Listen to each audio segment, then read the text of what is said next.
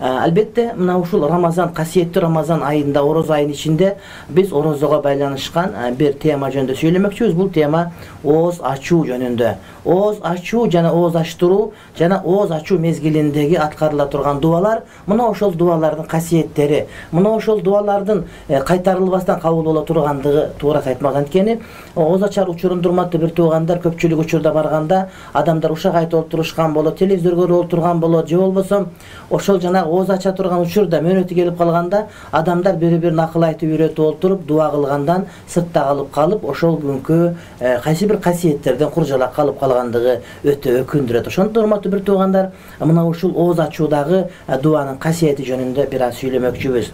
Азирети Абдулла ибн Аби Мулейка айтат, Азирет Абдулла бин Амр ибн Астан ал айтат, пайгамбарыбыз алейхиссалам айтат дейт: "Инна лис-саими инда фитрихи лада'ватун ма турадду."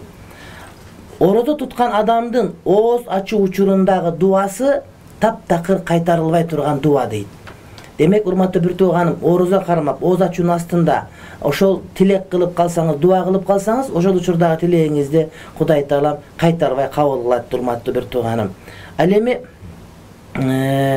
Азирети Абдулла айтат, ооз ачкан учурда кантип айтат, урматтуу бир тууганым, бул Абдулла ибн Амр ибн Ас айтат: "Аллахумма инни ас'алука би рахматика аллати васи'ат кулла шай'ин ан тагфира ли зунуби." Ошол хадисти риваят кылган Азирет Абдулла айтат, ошондой эле Абдулла ибн Аби Мулейка айтат, урматтуу бир тууганым, дуа кылганда кандай дуа кылчу экен? "О Кудай Таалам, бардыгын өз ичине батырган өзүңдүн ырайымың менен менин бардык күнөөлөрүмдү кечирүүңдү тилеймин" деп дуа кылчу экен. Ким кандай дуа кылса да ошол дуалардын баардыгы, урматтуу бир тууганым, мына ошол учурда кабыл боло турган дуалардын катарына кошулат дейт. Пайгамбарыбыз алейхиссалам ошол ооз ачуу учурунда, ооз ачардын астында мындай деп айтчу дейт: "Захабат дамау вабталлатул уруq ва сабатал ажр иншааллах." Чаңкоо кетти. Кандарыбыз, тамырларыбыз жанданды, суу ичип, суусундук ичип, иншаалла насип кылган болсо соопко ээ болдук деп пайгамбар алейхиссалам тилек кылчу.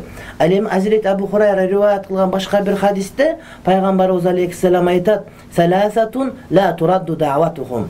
Үч түрдүү тайпа адамдар бар, булардын дуалары сөзсүз түрдө кабыл болот. Алардын биринчиси ас-саиму хатта юфтир.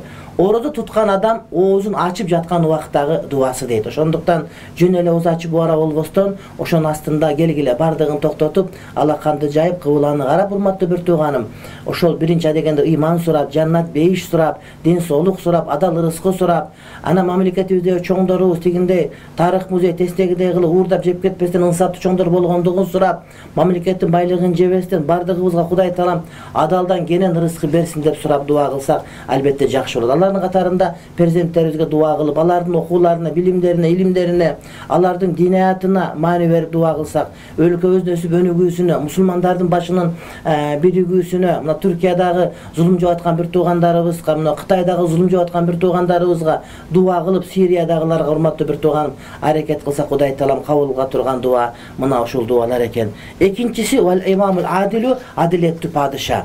Эгерде падыша адилеттүү болуп, өзүнүн падышачылык вазифасында оңго солго тартпай бардыгын мамлекеттин, эли жердин келечеги үчүн, Кудайдын ыраазылыгы үчүн аткара турган болсо, мына ушул падышанын дуасы да кабыл болор экен. Демек, иншаалла, адилеттүү падышалар эгерде дуасы кабыл болгусу келсе, ошол адилеттүү болуп туруп, андан кийин дуа кылса, дуасы кабыл болор экен. Кээ бир адамдар намаз окумуш этип башка айтышат, бирок урматтуу бир туугандар, дуасы кабыл болбойт, анткени булардын адилеттүүлүгү жок болгон деген сөз келип чыгат да. Демек, падыша болгондордун бардыгынын кулагына күмүш сурга, эгерде сиз мамлекетиңиздин өсүп өнүгүүсүн каалаган болсоңуз, элиңиз, жериңиздин келечегин каалаган болсоңуз, анда эки шарт бар. Биринчиси, адилеттүү болуңуз. Адилеттүүлүк эмне? Бардыгын Алланын ыраазылыгы үчүн адилеттүүлүк, карагылды какчырган калыстык менен башкаруу деген сөз. Экинчиси, мына ошондо дуа кылсаңыз, дуаңыз кабыл болор экен. Ва да'ватул мазлум, ошондой эле зулум жеген, кордук көргөн адам дуасы. Азыркы учурда адамдар ааламда тентип жүрөт. Канчалаган миллион сириялыктар, канчалаган миңдеген туркиялыктар, канчалаган бир туугандарыбыз, урматтуу бир туугандар кордук көрүп турат. Ошолордун дуасы сөзсүз түрдө кабыл болот. Аларга кордук көрсөткөн залымдар эсесин таба турган күн иншаалла алыс эмес. Hazreti Peygamberimiz Aleyhisselam oğuz çarda turgan duasının biri Allahümme leke sumtu ve ala rizqika aftartu. O jaratkan Kudayım, bul tutkan orozomdu özün üçün tuttum, jana sen bergen rızkıga oğuzumdu açtım dep Peygamberimiz Aleyhisselam hurmatly bir tuğandarım dua kılç eken. Ankeni sen üçün tuttum degen söz orozo tutkan hurmatly bir tuğanım elder tutup atkan eken bir otla tutup koyayın, jabet jok bolup kalgan üçün tutup koyayın, jebir arıqta diyeta olturup kursagımı getirip alayın, anstele gelip akşam köp ketip kaldı misal üçün devemez, balkim Kudayдын razılık üçün. Kuday talan buyuruptur. Orozo karmaganda tuta turgan bolsa, oşonda orozoga esep bolup degendi esibizden hurmatly bir tuğandarım çıkargaşыбыз gerek.